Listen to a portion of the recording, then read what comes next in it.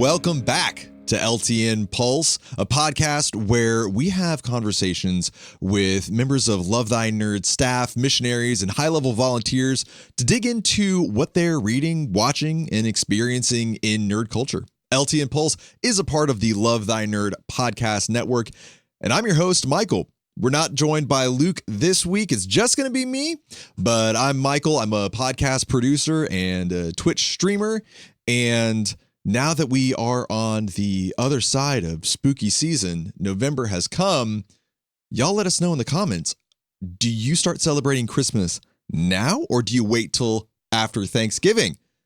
What's your deal? Let us know. This week we are joined by a wonderful friend of the Love Thy Nerd community. I'll let him introduce himself right now. I'm Zach, or Saint Bear, and I will say, in my opinion, November 1st, it's fair to start listening to Christmas music. So you don't want to overdo it so that you're not sick of it by Christmas, but I think I'll plant my flag in that hill. Okay, that's fair. You know, like I don't like to overdo the Christmas season.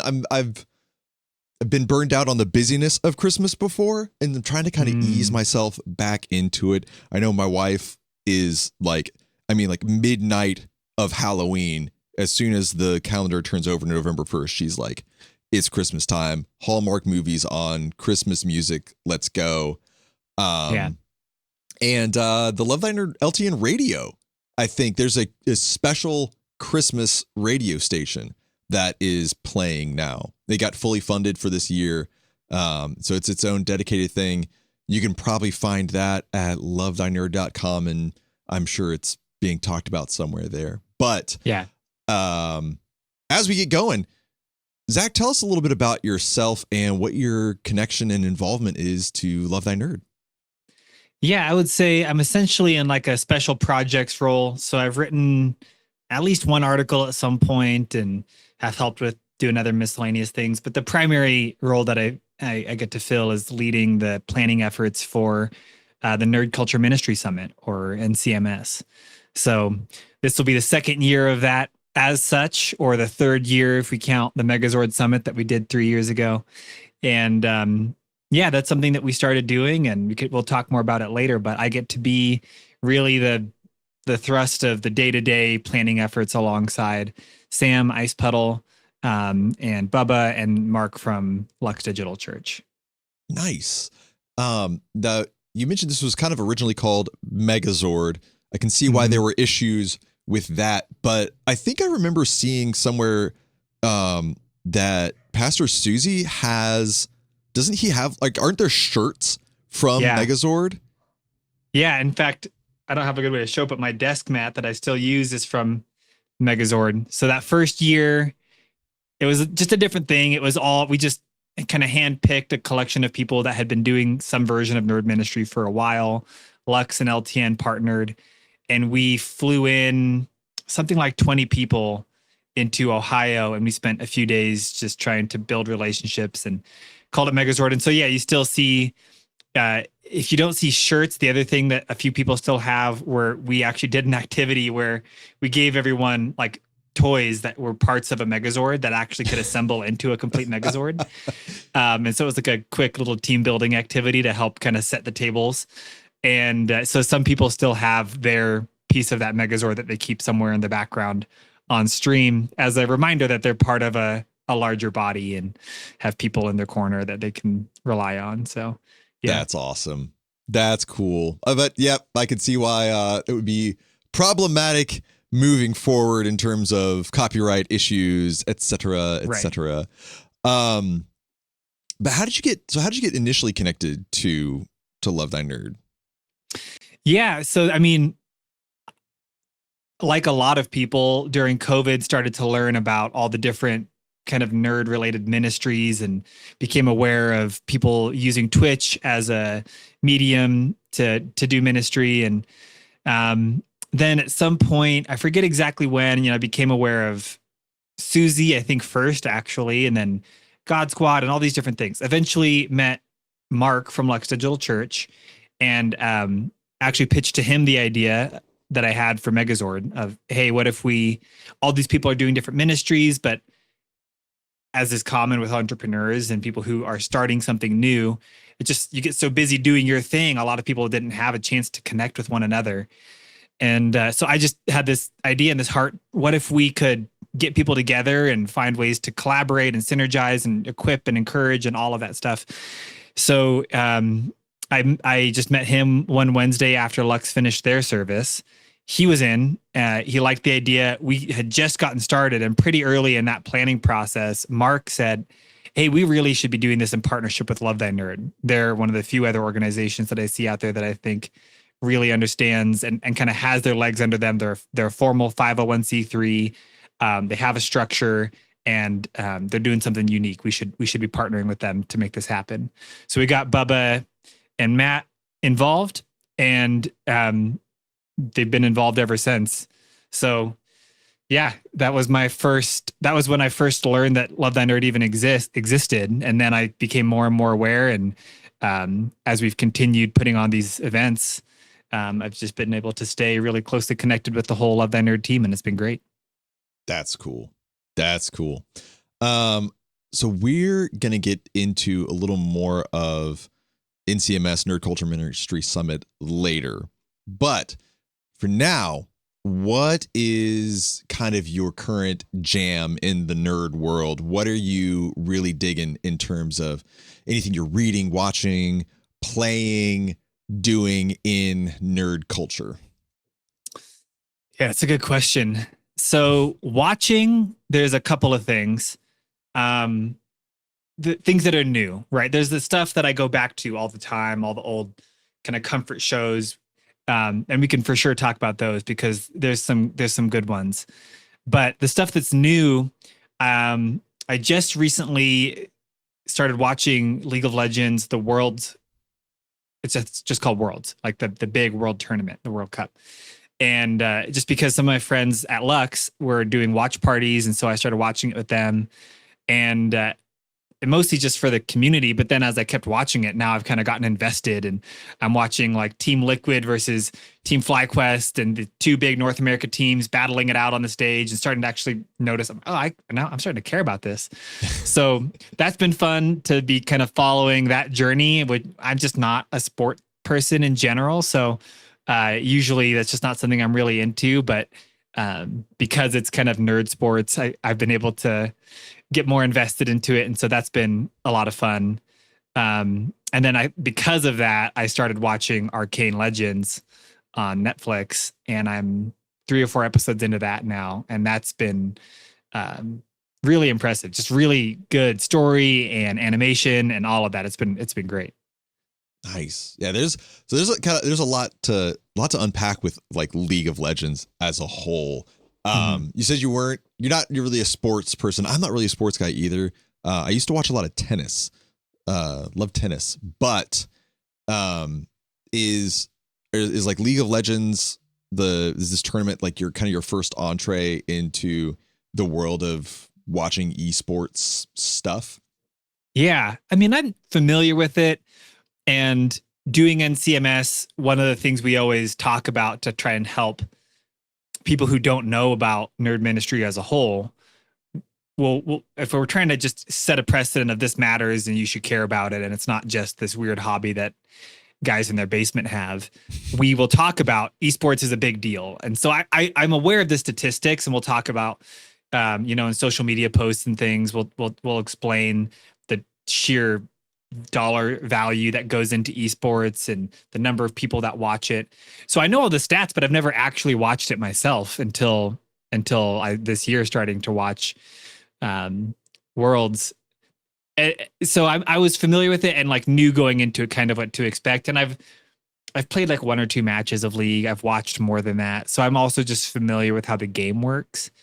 But what has been fun is trying to explain it to like coworkers who know, they may be 20 or 30 years older than me, and they know nothing about esports or really even video games. And so they hear that and they're just like, what? It's a bunch of people like playing Candy Crush on their phone or something. And like, what, why would anyone want to watch that? That's not what it is. Trying to explain any of it to them is challenging, and you can just see their minds trying to wrap their heads around like, what do you mean there's millions and millions of dollars going into this, and it's like bigger than the NBA, and it's like and it's millions of people watching it. Like, what are you talking about? Video games? And so that's been a fun journey. Yeah, it's unless you see it, if it's not something that you, like you say, it's not something you're like really familiar with, you don't expect to look at it and be like, oh no, this is a absolutely packed stadium with I mean incredible production levels, you know, millions of people watching across the world, and a lot of money to be won by these teams of professional players that are American and what you probably have like Chinese, South Korean, I mean, just everywhere. European teams, I'm sure. Do you have a favorite of like, do you have like a personal team? So no, it's been a lot like when I'm sitting down with people and we're watching football. I just don't know. So I either just go with like, oh, well, that's where I'm from.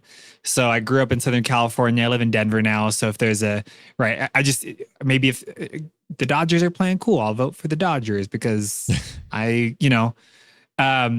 so that's been part of it, is just either whoever I'm watching it with, if they're rooting for a team, I just root for the same team. If there's a team that's from like North America as opposed to some other country, then I can root for the team that's from North America because it's, hometown pride. Or if there's an underdog, like if someone tells me, well, this is like two teams from South Korea, but this one is the one that everyone expects to win, then immediately I'm going to be like, then, I hope they lose and I want the underdog to win. So yeah, I think as of now, there was the one between the two North America teams that was fun. FlyQuest went on, so I was rooting for them as the last standing North America team. I believe they've been knocked out now, so the only one that I have any interest or like whatever that has any kind of personality to me that's left is I think they're still in it. I actually didn't get to watch last weekend, but T1.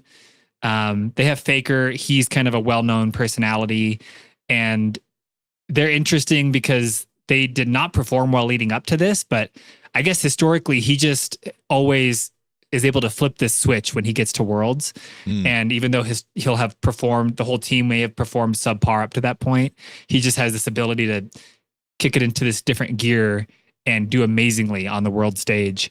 And so that's a fun thing to watch. So if anything, I'm kind of rooting for them and trying to watch them, see how they do as they come down the home stretch here, but that's it. Nice. What are your thoughts on Arcane, the show? A couple episodes in. Yeah. One thing that struck me at first was just how gritty they were willing to be. And I think it's an example of, it's among a category of cartoons that are really meant for adults, which I don't think that was a thing when we were kids, but as kids that grew up on cartoons are now getting into their 30s, I think that's becoming a growing category of people saying like, hey, that we still like cartoons and you can make these really great animated shows and movies that are geared toward adults. So it's pretty gritty and it's got some pretty intense moments and themes. So that I thought it caught me off guard a little bit, but it's really well done. And I just think to me, there's been this kind of renaissance. Teenage Mutant Ninja Turtles movie, Mutant Mayhem, that came out last year. The Across the Spider-Verse and Into the Spider-Verse movies. Oh my gosh. It's been this like renaissance of really, really great animation. And I'm super here for it. Yeah. Like, I this is to throw shade at anybody who's into like Disney or DreamWorks movies, anything like that. But I feel like there's a lot of those have been kind of genericized because, a certain look to a movie will kind of help guarantee its success. But then, you've got, like you said, Across the Spider-Verse that is willing at times to like mess with things like frame rate and multiple styles within what you're Yeah. watching. And even Arcane it's 3D, but it's like cell shaded, but like paint. It looks like Yeah, painted. it feels almost like oil paint. Yes. But not in a like a blocky or chunky way, in a very smooth and natural, Yeah. like flowing way. It's absolutely top notch. Yeah. Really, really, really good. And you know, that kind of bar being set of like, oh, we don't have to follow this sort of formula Yeah. for what a 3D CG, you know, show or movie has to look like. We can make it both like true to the source material, but also, you know, kind of throw some dirt on it, because like you're saying, the story gets pretty intense, and that art style fits really, really well for it. It's been a while since I've seen it. I've watched that first season, but yeah, I remember really enjoying it and looking forward to season 2. Now I'm probably gonna have to. I may be a little late on it because my wife and I only re-up our Netflix subscription when Great British Bake Off comes around, which I think is in December, so I won't be too far behind. But Yeah. I'm definitely going to add that back to like my list of things to catch up on while we've got the subscription active, for sure. Yeah. For sure. Yeah, because the new season, that was part of it. I realized that the new season was coming out here, I don't know, very soon, in the next few days, I think. And so I was trying to make sure I was caught up and could try to watch that at least close to the same time that other people are going to be watching it. So yeah, similar mindset. Yeah, I don't know. It feels like those are things where, like, I love all the Marvel movies, but at some point, you're right. There's like a machine where they have all these stakeholders, and it feels like they know kind of the formula that works and the look and the feel that people trust, and it feels kind of, yeah, it starts to feel a little bit generic. And then you have a few movies where someone was willing to give someone artistic license to really go out on a little bit of a limb, and I think it pays off. So I love anything that does that. So I've really appreciated that about Arcane. It's been cool to start learning kind of the lore behind the characters, and who knows? Eventually, maybe it'll be enough to get me to actually try playing the game again. Gosh, League is such a tough game to get into as well, because the learning curve is so steep. Like there are a lot of, I think, general concepts of like, all right, this is kind of what I'm supposed to be doing, but it immediately gets difficult in terms of, all right, what do I actually need to be doing? And all, like, there's, you know, dozens of characters, or it's over 100 heroes, champs, whatever. Yeah, champions. That's the word. But they all, you know, they all fit into one of a few categories, but even within those categories, they all have an extremely unique set of abilities that all work differently and have different matchups against whoever else you're going to be. Like, you know, if you're a top laner and you choose somebody, you better hope they don't choose what is essentially like the foil to your character. Yeah. It gets so complicated so fast. What has made watching Worlds so interesting is the same thing that has kept me from actually wanting to play the game. Aside from the fact that MOBAs in general, I actually have nothing against, but I do think League is in kind of a league of its own in terms of the controls. It has a very unique set of controls. The way that you just move around is different from any game that I've played. And so that makes it unique, but then also exactly the complexity you're talking about. I was trying to explain the same thing to my coworkers, how the draft part of each match when you're watching Worlds and they're choosing who they're going to pick and who they're going to block is its own game of chess. And there's all this arithmetic going on in terms of, well, if we block this person, we know that they usually have to play this person, and we're going to do this, and that forces this kind of team composition and all this. And I'm watching that knowing nothing about any of these champs, just like amazed at the calculus that's happening and not able to really participate in it. And so it's the same thing. If I ever am to play League, I'm sitting there like, this person seems like they could be cool looking. And my team's like, well, that means you have to play top and you have to hope they don't do this. And you're going to have to do this.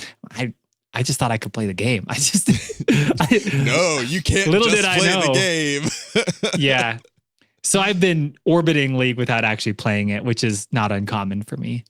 Yeah. Um, I think it's because of all those reasons. It's not uncommon for a lot of people. I've dipped my toe into it a couple of times, and I enjoy it, but yeah, yeah, it it's just a feels lot. like a lot. It's a lot. It is a lot. It is a lot. Yeah. And it's a lot better when you have a group of people to play with, but that's not always easy to do or to get to gather together. So I don't know. Maybe there's a league group from In Love Thy Nerd or Lux Digital. Somebody's got to have one. Yeah.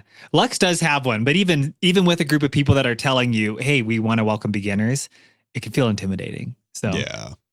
Yeah. but so that's been one main category, and then I've just also just been sticking with all the old faithful.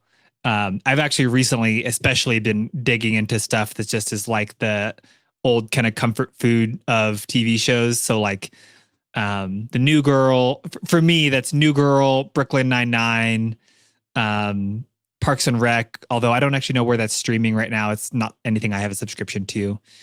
I think it's only on Peacock, which is why my wife and I bought it on iTunes not too long ago. That's what we should do. So we cycle through all of those on just kind of a regular basis. We go back through. Sometimes we sprinkle in Scrubs in there. Nice. That's a good classic one. And the other one that we cycle through that I feel like is not as like, I don't hear as many people talk about it, is Kim's Convenience, which I don't know if you've watched Kim's Convenience, but that one is it's set in, I believe it's Toronto or Ontario, Canada, some city in Canada, and it's about a Korean immigrant family that runs a convenience store. But it's really good. The guy, I'm horrible at actors' names, but the guy who plays Shang-Chi is like the son, the adult son in that show. He has a sister, and then the dad is the actor who he was Uncle Iroh in the recent live action of Avatar: The Last Airbender. And it's just so good. I just think it's a very, very funny show. Underrated for sure. Mm. Yeah, I feel like I've heard of that or seen it around, but I've never watched it. Mm-hmm. But it's good to get the recommendation on it. Where's that streaming? It's on Netflix. Okay. Yeah. And add it to the list of other things to watch while the Great British Bake Off is happening, because we got to have stuff to watch in between each week, obviously. Right. You got to get your money's worth out of that month of subscription for sure. Yeah, and they keep raising the price, and when are you gonna, like, oh my gosh. That feels like a trend, I think, by the way. Because it used to be, my observation was it used to be streaming services were done kind of family style. It'd be like, okay, my brother pays for Disney Plus, and then we all use his subscription, and then my sister has HBO, and then we'll be the ones to get Netflix, and then we all share with each other. And then one by one, they've been changing it where one day you log in and it's like, hey, if you're not in the same household, you can't use the same thing, and it stops. So now it seems like the trend is people cycle through. This month we're going to pay for Disney Plus, and then next month we'll pay for Netflix, and then next month we'll do HBO. And honestly, I don't know if that's a bad thing, because then it makes you kind of plan ahead and think through all the shows you really want to watch, and you're excited and looking forward to it instead of sitting down every night with like, what do you call it? Like analysis paralysis. You just get stuck there and you're like, I've got 400 things to watch and I could watch any of them. And instead you end up watching, in my case, Pokemon Indigo League again. The classics. Yeah. But you're absolutely right. Like we're planning for Netflix in December, and then once Bake Off runs through, we'll cancel it. And then I've got a 3-month trial of Apple TV Plus that I'm waiting for the new season of Severance to drop in January to like activate that, or to activate it right before the offer runs out so that I can jump on, I can, get that subscription to watch Severance season 2, Silo season 2, and then cut that immediately. But I'll tell you, the one company, almost surprisingly, who's really doing it right is Google with YouTube Premium. You can get a YouTube family subscription with like YouTube or for YouTube Premium, it's not cheap, but they don't care who is like a part of it. It's like doesn't have to be a friend, family, or a family member. Doesn't have to have the same address. It could be like literally anyone up to 5 people that you invite to share the family your plan account. is what everyone should do. Spotify does it too. They should all just offer a family plan that's like a couple bucks more. Mm-hmm. But they just aren't doing it. Hashtag not sponsored by YouTube. No, yet. Yes. If someone from YouTube is listening and you want to sponsor this podcast, I'd be down. But yeah, like it's not cheap, but it makes a lot of sense because it could just be anybody. So we've got like, it's my wife and I, her parents, I think her brother, and then a friend of ours that we met through Twitch randomly. Like we were telling him about it and he was like, yeah, I think I could do that. I'm like, dude, just give me your deets. I'll sign you in and you send me a Venmo every so often and we're good. Yeah. Like, Yeah. I love family plan. I feel like they're the easiest way to be like generous without having to actually be generous. Like we have Spotify family plan and we had like 2 extra seats on it. And so I was just like, you know what? Let me hook you up to like some friend that like was complaining that they didn't have Spotify. And it's like, it doesn't cost me anything. Easy way to help someone out. Yeah, I love that. So yeah, we've been going through all those old comfort shows. And then actually, most recently, I've been cycling back through like the old Cartoon Network, like Scooby-Doo and SpongeBob and the original Pokemon and all those old shows, just as like, usually when we're watching TV in the evenings, it's like we want to watch something a little more intense. So maybe that's an episode of Arcane or whatever. And then before we actually go to sleep, we have like a palate cleanser, something that's just like total fluff. And so that's then you watch a couple episodes of Pokemon or or SpongeBob or whatever, and that's what you watch before you go to sleep. And then games, mostly I played RuneScape for the bulk of my life. Too many, I've got my 10,000 hours in that. But all my other friends stopped playing it, and I got all the achievements and finally moved on. So recently, then I have Game Passes. So I've just been going through things that are in Game Pass. So I've been playing some Diablo, and I've been playing, I don't know, a few other kind of just kind of here and there, whatever my buddies are playing. Usually I'm just playing stuff with them. That's what feels most important to me usually these days. Some Overwatch. Do you get out Black Ops 6 on Game Pass? So Black Ops 6 is on Game Pass. But here's the bummer actually about Black Ops 6. So my wife, she used to be more of a gamer, as we've, in the past, I don't know, 10 years, just less and less so. The one game that she still loves and will play with me anytime is Call of Duty Black Ops Zombies specifically. Mm-hmm. So we own Black Ops 2 specifically for that purpose. We'll go back and play Zombies, Black Ops 2 several times a week. Pretty much any other game, she's just not really interested. We live in Denver. She'd rather go on a hike or something if we have that kind of time. So Black Ops 6 came out, and I've been hearing amazing things about Zombies, but we have an Xbox One, and you can't play split screen on one console on Xbox One. You can only play with other people online. That doesn't mean I won't play it, but that was my main motivation for downloading it, was to be able to play it in our living room, hang out, play some new zombies, and we can't. And so we were pretty bummed about that. So now I'm just a little bit jaded. I'm also jaded because the file size is like 2 terabytes. And so it's not a small install, and you have to download all of the multiplayer part of it. You can't just download Zombies. Now, I think multiplayer isn't too bad. Campaign was 60 gigs. Multiplayer and some other stuff were like it's about 100 gigs total. Yeah. Which is it's a big sizable. I think before they released it, they were making it so you had to download everything. Mm-hmm. And that was like 300 gigs. That was silly.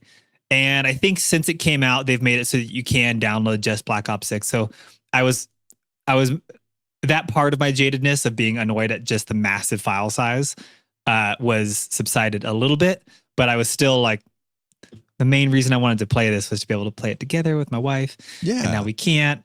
So I'll probably still end up downloading it and playing it. A lot of my friends have been playing it, but I've been less keen. So mostly I've been playing Diablo, and I've been playing and then on mobile, Marvel Snap has been kind of, for me, kind of tapering off. It's only been it's been like 3 years since that was in its heyday.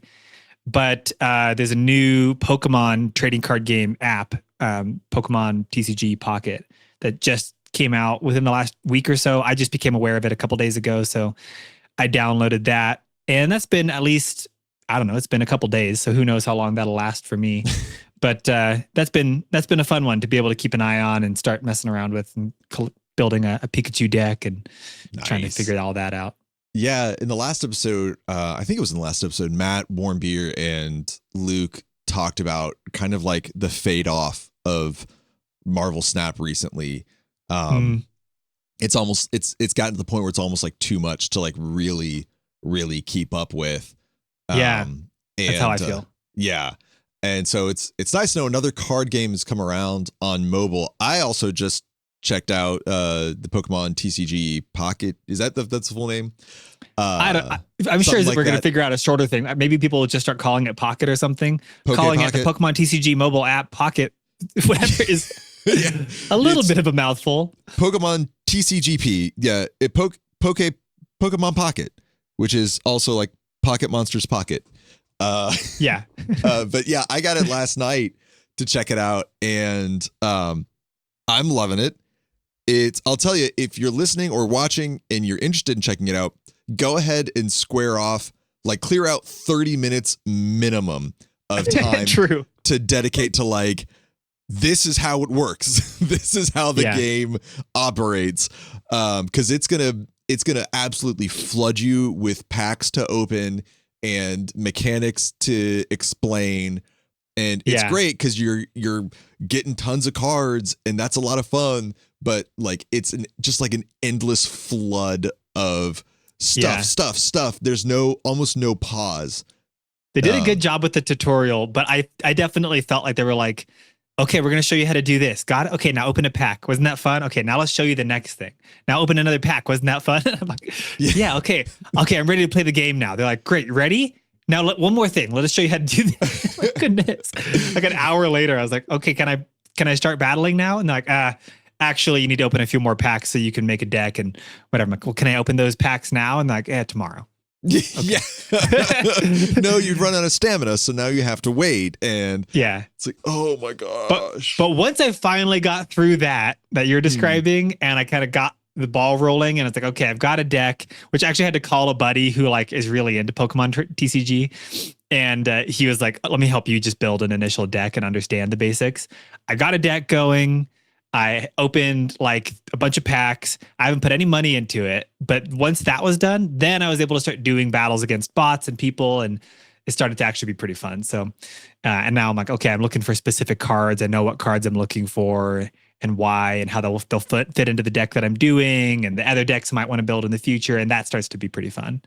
Nice. You just gotta get over that initial of just clear some time for the beginning of the tutorial for them to like walk you through all the stuff. You're gonna get tons of cards, a lot of dopamine from opening up the packs, and then you'll be golden.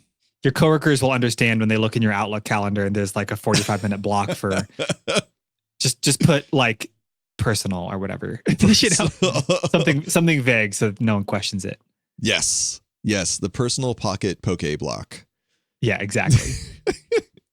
Oh man. Well, all right. What is coming up in your world of Love Thy Nerd? We talked about it a little bit before, so I've got a feeling for what's coming. But I think there's something really great on the horizon you've been working on.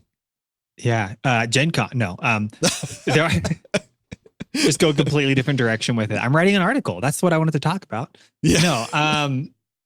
We have Nerd Culture Ministry Summit.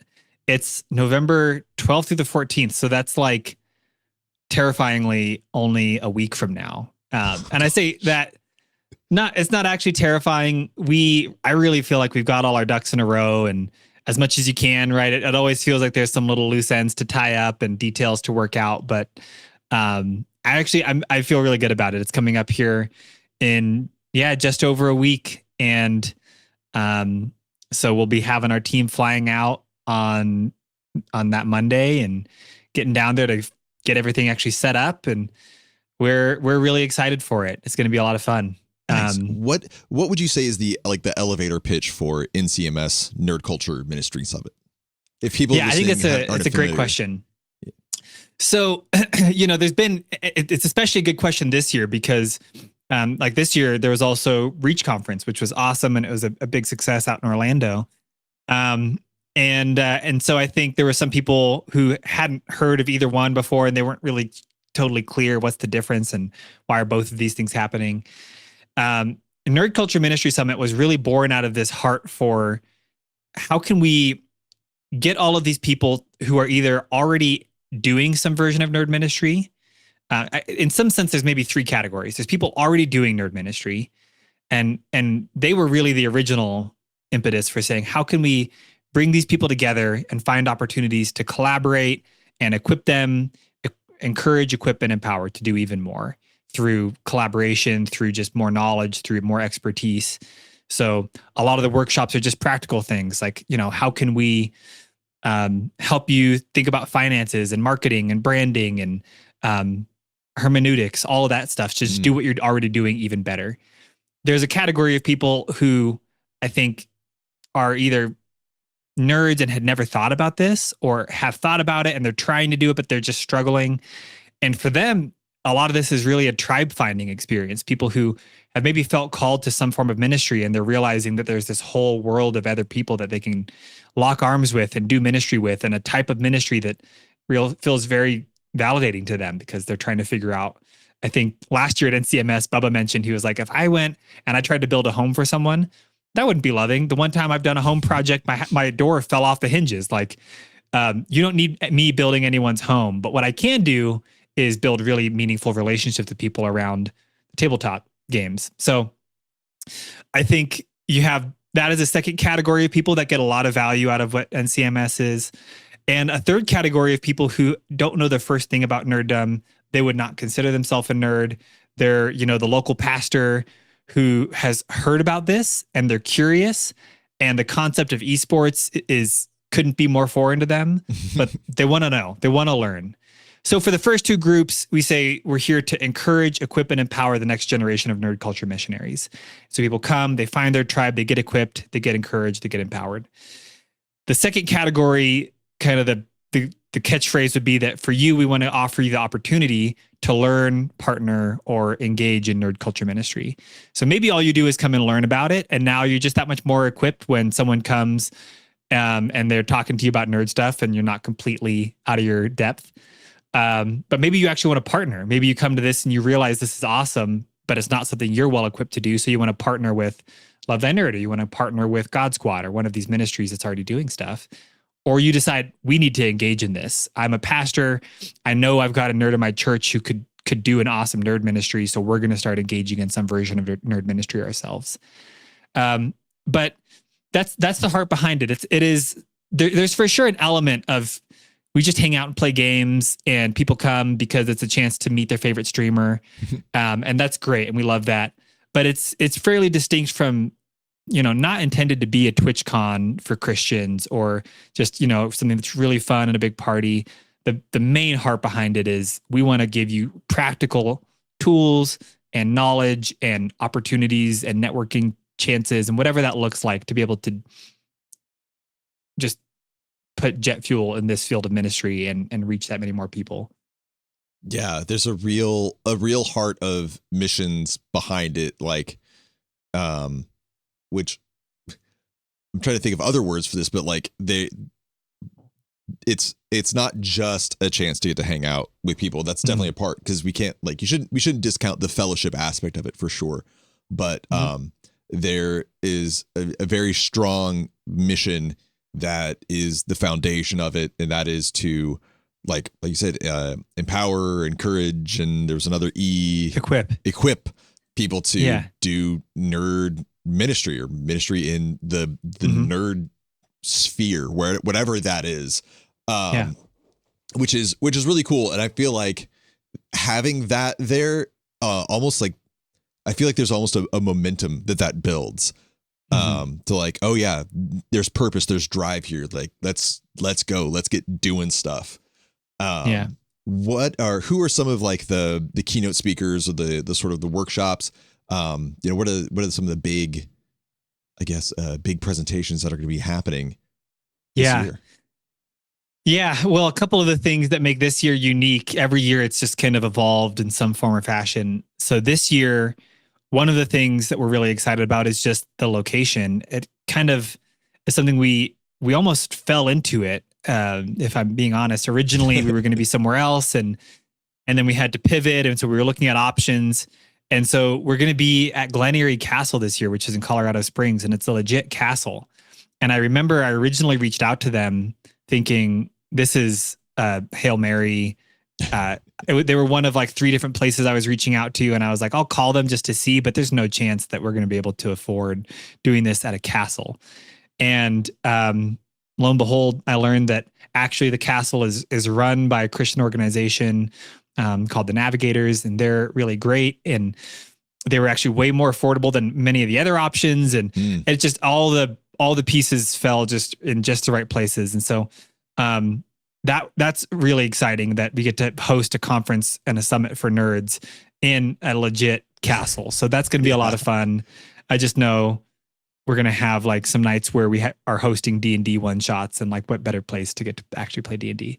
So we're doing it at castle, and the structure, every day we're going to have keynotes in the morning, and then we're going to have workshops in the afternoon. And so we have the keynotes. We have Bubba coming back to speak again this year, and he'll be helping just kind of set the table with sort of what we call like a state of the union. What's going on in the world of nerd ministry? Who's doing what's new, what's continuing, what's coming up? Just kind of giving people, because a lot of the time people they know what's happening in Twitch, or they know what's happening in all the board game conventions, or they know what's happening in their local church, but you don't necessarily know about the full bandwidth of all these different things that are going on, all these different kind of parts of nerd ministry. So that'll be really exciting. We have Lamar Hardwick speaking. He's a pastor and disability advocate, really, really great guy. He wrote a book called Disability in the Church.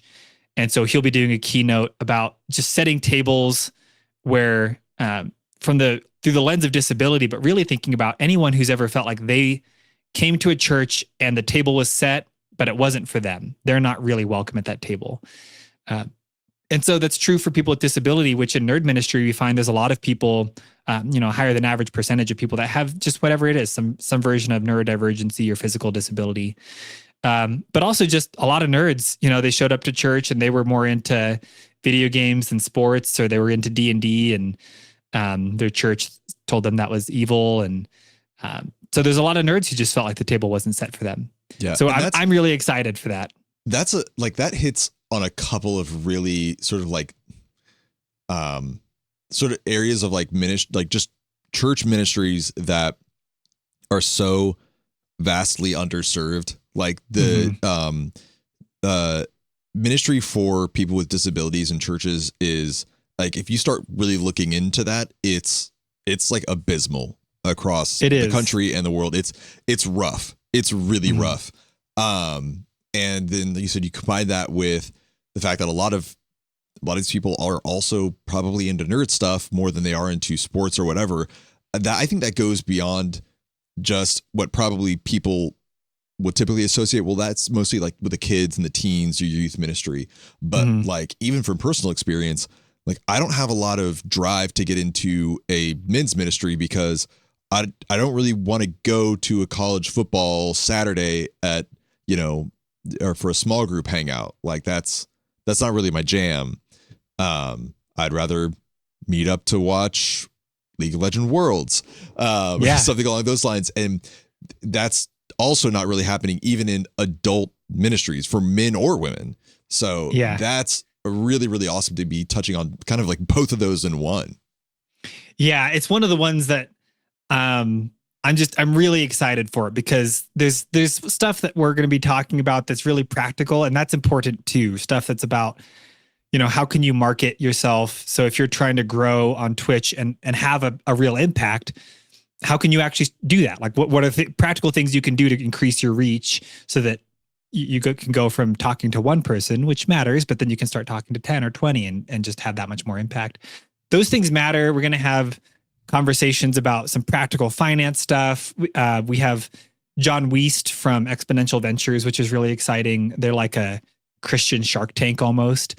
It's pretty big deal. And he's the director of that. And he'll be talking about innovation that sticks, how like people that have great innovative ideas, how can you do that in a way that it's not going to peter out after 6 months because you run out of money or you just run out of steam?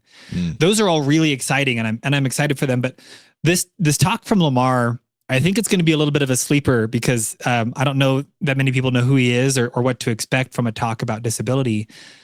But that element, it's funny or just interesting. The show just came out on Netflix, I think a couple weeks ago, called The Remarkable Life of Ibelin.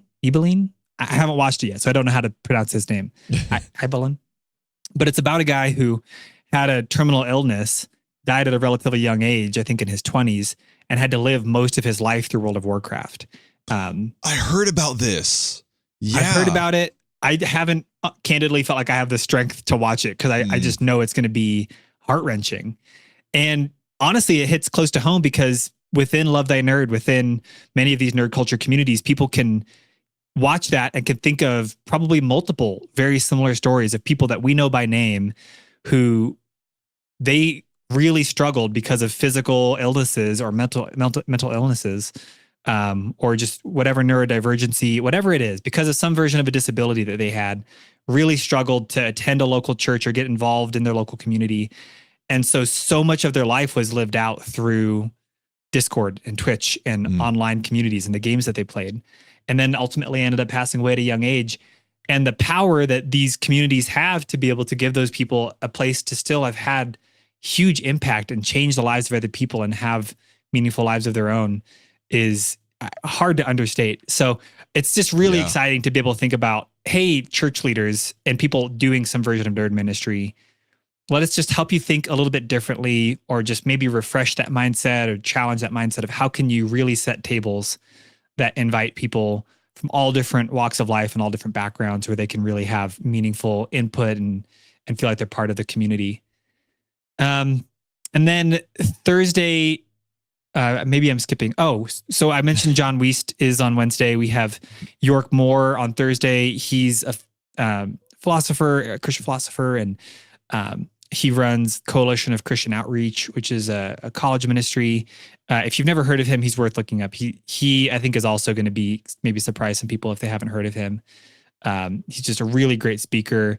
He wrote a paper called Thy Virtual Kingdom Come, which is like a defense on why digital ministry and nerd ministry in general is of significant value in our current day and age. And then we close out on Thursday with Jacqueline Parrish, who probably people from Love Thy Nerd are familiar with her. She's spoken at quite a few LTN events, and she's always just amazing. And she'll be talking about theology of fun, largely based on the book she's working on publishing. And another longtime friend of Love Thy Nerd, Jamie Harris from Satellite Gaming, will be talking about kind of especially the opportunity that esports and youth ministry kind of have within all of that. Other kind of just rapid fire highlights are, the Exponential partnership is really cool. The fact that Exponential is seeing this and sees value in it is exciting. We have Dort University is going to be there. Dort is in the process of building an actual gaming and faith certification program, which would be the first collegiate program where someone could actually get a degree in doing this kind of stuff. So they're going to be there, and that's really exciting. They're doing a workshop. Faith Tech is a national organization that's explores how technology and faith, how can we do redemptive ventures in tech. And so they're going to be hosting one of their quarterly meetups and at NCMS. And then Mladris is a whole community of video game Christians that work in video game development. So some of them are making Christian video games, like BibleX or salvation poem. Some of them are just Christians that work in video game development. Like last year, we had Magnus come. He's one of the pretty high up within Riot, and he'll be coming back again this year. He's a Colorado local, and so he can share about League of Legends and some of the things that they're doing and what it's like to be just salt and light in that world, and try to bring a Christian perspective to developing all the games that Riot's making. So yeah, that's another one that we're really excited about, to explore the opportunity to how can we help game developers, how can video game developers connect more with the people playing the video games, get word out there. So all of this, just so many really cool, and I'm sure I'm forgetting several other really great. There's organizations like Reliant who they focus on helping missionaries get funded. So they're going to be there, and they're leading a workshop on how can you, if you want to go and do this like with a missionary mindset, how can you raise funds in a way that's effective and legal, and and all of that important stuff, and be able to like have healthcare insurance. And so yeah, really cool, just collection of people that we hope creates this ecosystem of anyone there will show up and hopefully walk away with at least 3 or 4 people that they've met that they can now do their ministry that much better with, or help that person do their ministry better, or whatever that looks like. That's awesome. Gosh, I'm so excited. I'm not like, even though I'm not able to go, I'm still so excited because y'all are also going to be live streaming this, right? And VODs are going to be available for definitely for the keynotes. Yeah. Where are people going to be able to check those out? So the plan is it'll be live streamed to, it may have its own channel as well, but at minimum, it'll be on the Love Thy Nerd channel. It'll be on, I think, the Lux Digital Church channel. We're trying to get it out to several places so that it's easy to find. If you just follow Nerd Culture Ministry Summit on Twitter, we'll be posting whenever it goes live. So you'll be able to know there. It'll be on both Twitch and YouTube is the plan. And yeah, the keynotes every morning from 8 to noon, roughly Mountain Time, will be live streamed. And then unless technology is just super against us for some reason, we're also planning on recording all of the workshops. So those won't be live streamed, but those will be recorded and then posted as soon as we're able to get those, put a little thing on the beginning and end, edit it a little bit and get those posted. So within the week or two following. So all of it will be out there and available for people to watch. And in the meantime, you can also watch all the stuff from last year too. That's all on the Nerd Culture Ministry Collective YouTube page. So is that all accessed through Love Thy Nerds YouTube, or is it its own channel on YouTube? Yeah, I think you could probably get to it through either, but we do have a dedicated YouTube page just for this. It's called Nerd Culture Ministry Collective, which, just as like a branding clarification, is we have the collective is it's the group of people that is all of this stuff. So all the people that are doing nerd ministry, including Love Thy Nerd, including Lux, including everyone that attends, that is the collection of people. And then the summit is the annual event that we do. Yeah. So the summit is the annual event put on by Love Thy Nerd, but really it's being put on by the collective, and it's a place for the collective to gather. So Nerd Culture Ministry Collective on YouTube, or I think it's just at NCM Collective on YouTube, and you can see all the stuff that we have done last year, all the shorts we've been putting out this year leading up to the event, and you'll be able to watch the live stream this year on that channel as well, and on Twitch. And probably there will be people doing watch parties and stuff, I'm sure. So, I think it'll be all over the place. Hopefully. Nice. I'm making myself a note to have links and more information, some direct stuff in the show notes. So that people can get where they need to go if they're interested now, or know where they need to go for sure, and have, be at the ready for when the summit happens. So that is from the 12th through the 14th. 14th. Yeah. It's a Tuesday through a Thursday. Cool. Mm-hmm. Awesome. Well, y'all get excited for that. I know I am. And with that, we're going to wrap it up. Thank you so much, Zach, for being here and for talking to us about what you're getting into these days in the nerd world, and for sharing about NCMS. I mean, if people are watching or listening to this and they're not excited for it, I don't know what's wrong with them. I'm right? super stoked. Yeah. Yeah, we're really excited for it. It's going to be great. Killer. Well, if they want to connect with you, like say on Discord or on social media, is there a channel to see you in on Discord or a place on Twitter that they can? Yeah. I'm in the Love That Nerd Discord. I'm also in the Lux Digital Church Discord. So I'm available in either of those places. I'm on social media, but not very much. Probably most active on Twitter. So if anyone, you don't have to dox yourself. I'm just gonna say they can hit you up on Discord. I don't want you to have to dox yourself for your personal. Well, no. Here's the thing. I sacrificed doxing myself a long time ago. Given just the nature of my day job and stuff, my online persona and my being a person with an actual name is long time ago that got intermixed. So yeah, I'm either at Zach Allen Miller on Twitter or just Saint Bear on Discord. I stream on Twitch like once a year maybe. So you can technically find me there, but you're much more likely to find me in Discord or in other people's Twitch streams throughout the day. Awesome. Well, listeners or watchers, thank you for listening or watching. If you are watching on YouTube, you can find this podcast anywhere you find podcasts. Just look for LTN Pulse and it'll come up. Or if you're listening, you can find us on YouTube. I believe we are on the Love Thy Nerd YouTube page, but if you just search LTN Pulse on YouTube, you will see the videos for that there as well. You can join in on the fun and share what's going on in your world on the Love Thy Nerd Discord.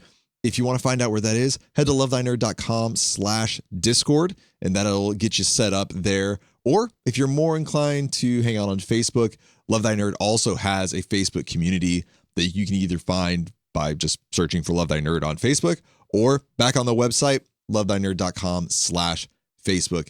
Literally, we talk about it, I feel like every episode, but if you want to know anything about Love Thy Nerd, head to lovethynerd.com, and anything that you need to know or want to know is easy to find. It's all there. Hey, that reminds me, if you're a podcast person, Love Thy Nerd is also putting out a podcast with Lux Digital called NCMU, the Nerd Culture Ministry Underground. Ooh. So if you're interested, if any of this NCMS stuff has piqued your curiosity, you can also check out Nerd Culture Ministry Underground, which is, I think, a bi-weekly podcast right now where we've been interviewing all kinds of people that are potential keynote speakers or workshop leaders, people that are doing nerd culture ministry in some form or fashion. So you can take a peek at that. It's also on the Love Thy Nerd YouTube page, which, no salt here, but LTN Pulse is the first one listed there. NCMU is like the 7th, but well, if I'm looking at the podcast network, the LTN Podcast Network schedule on the website, NCMU is first slot of week A. And there you go. Pulse is first slot of week B. So we're B. But yeah, they're also a part of the Love Thy Nerd Podcast Network. And like you said, you can find them. They're on YouTube on lovethynerd.com/podcasts, I think is the link. It's all easy to find. If you want to find it, it's all gonna be there. But yeah, that's right. I'd almost forgotten that NCMU. Listen to that instead of it. No. But that's Mark Lutz and Bubba's. But they talked to some awesome people about the stuff going on there for the Interculture Ministry Summit. So definitely check that out for sure. And also, if you're interested in partnering with Love Thy Nerd in any way or joining the team, head to lovethynerd.com/partner for more details on doing that. And with that, that's going to wrap it up. I've been your host, Michael, and we've been joined today by St. Pear, Zach. And thank you so much for watching, listening, hanging out with us. We'll catch you next time. Bye. See ya.